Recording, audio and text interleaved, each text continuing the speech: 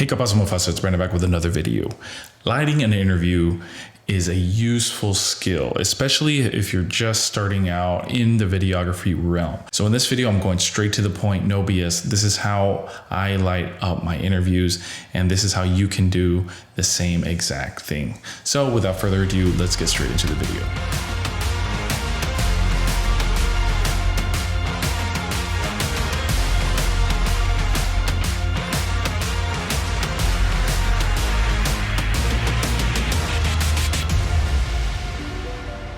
So when I first step into a room, I decide on what focal length I'm going to use. Am I going to use a tighter focal length like a 50 mil, or am I going to use a wider angle lens like a 24 millimeter? Depending on the room. If the room has a lot of symmetry in it and there's a lot of lines that are leading to the center, I'm most likely going to use a 24 millimeter lens. If the room is not symmetrical, if it's kind of cramped and there's a lot of distractions in the room, then I'm always going to shoot on a tighter focal length on a 55 millimeter lens. So once I've decided on the lens that I'm going to use, I walk around briefly and I go and I try to make a composition that I think is going to look good. Now, the tips for this is you don't want to create a composition where you're going to put your subject right up against the wall. If you have enough space, put your subject away from the wall as far as possible. This is going to help you later creating depth in the shot. So when we're lighting our subjects, we're taking a 2D image and we're going to convert it into a 3D image by creating shape and shadows. One way that you can do this is by putting your subject away from the wall if possible. Got my composition set and I know where I want to put my tripod. The next step we want to do is you want to turn off all of the indoor lights, because the lighting up on the top is going to be nasty. It's going to create a lot of nasty shadows, a lot of color cast sometimes, especially if it's tungsten. So first step, shut off the lights. If you're getting value from this video so far, make sure you hit the like and subscribe button, as it helps me, it helps the YouTube channel out, and it will help other people learn how to light an interview. So after that, we're going to set our ambient exposure. I've got my settings for 24p. We're going to do the 180-degree shutter rule. So we're shooting at 1/50th of a second. Our ISO is our baseline ISO at 100. We're shooting an S Cinetone picture profile, and my aperture is 3.2 on the f-stop. So I've got our ambient exposure now, and as you can see, our subject is underexposed. So the first step in lighting your subject is with a key light. Now the key light that I'm using is the Aperture 120D. I've got a 48-inch deep parabolic softbox with a grid. Now the reason for this is I don't want to spill any light other than on my subject. If you don't have a grid and you don't have the deep parabolic softbox, you're gonna lose a lot of direction and you're gonna spill light all over the room, and that's gonna get rid of all the shadows that you're trying to create. One thing I forgot to mention is the camera placement. Now, our key light is going to be on the right side of our subject's face. So what I do is I put the camera slightly to the left of the person's face. And what this does is it's going to shoot towards the shadow side of the person's face. And this is what makes a cinematic looking image.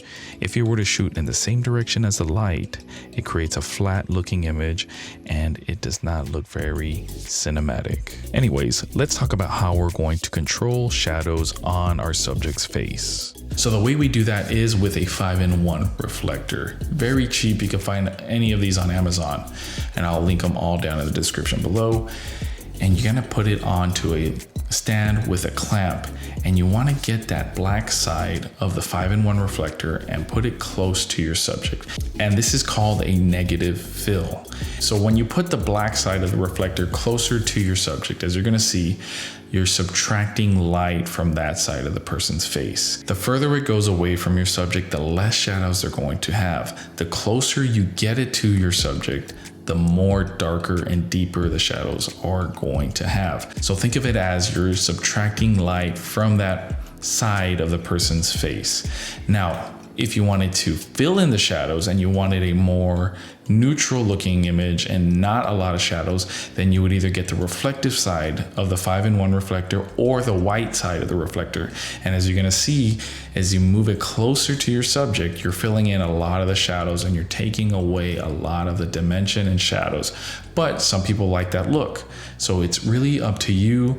If you want a dramatic look, use the black side. If you want a more neutral look, use the reflective or the white side. Now, the last thing that I do to light up an interview is with a nice hair light. Now, the hair light that I use is just a Godox. It's a light wand. It's very light, so I can really boom it out with a boom arm on a C-stand and put it behind my subject.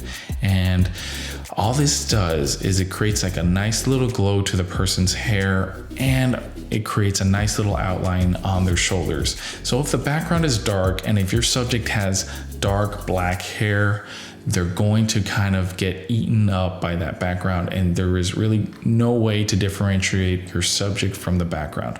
So this is just another way to create depth. Now, a key tip: you want to light up your subjects as naturally as possible. And what I mean by this is, if the windows are on the right side, then you're gonna wanna put your key light on the right side of your subject to make it look like the window is lighting your subject. And I'm using the hair light to light the person's hair and their shoulders, but it looks like the window behind them is what's doing that. That is just some trickery that we're doing, and it makes the scene look natural. So once we have our hair light, we have our key light, and we have our negative fill, we're ready to shoot the interview.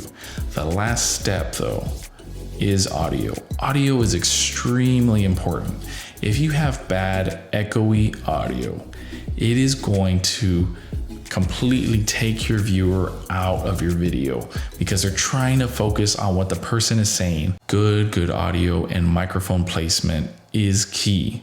So we put our microphone on a boom arm and we try to get it as close to our subject as possible without being in the frame. In this case, I was pretty lazy. I didn't want to sling it over the camera above the person's head pointing at their mouth. In this case, we just underslung it, pointing at the person's mouth, and it worked out fine. As you can hear, the audio sounds crispy.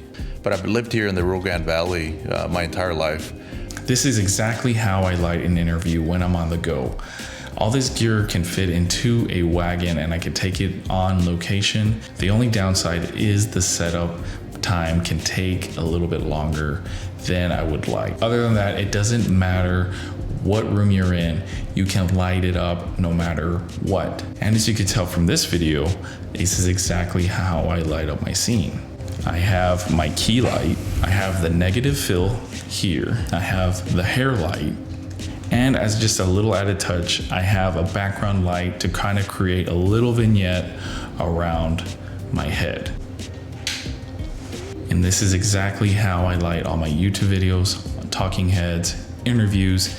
It is a super versatile setup, and it's gonna give your image a nice, professional, polished looking image. And if you got to this part of the video, I want you to notice something. I did not mention one time on the quality of the camera that you're using to film these interviews. Here you're going to see that I'm using the Canon M50 and the iPhone with the same exact lighting setup.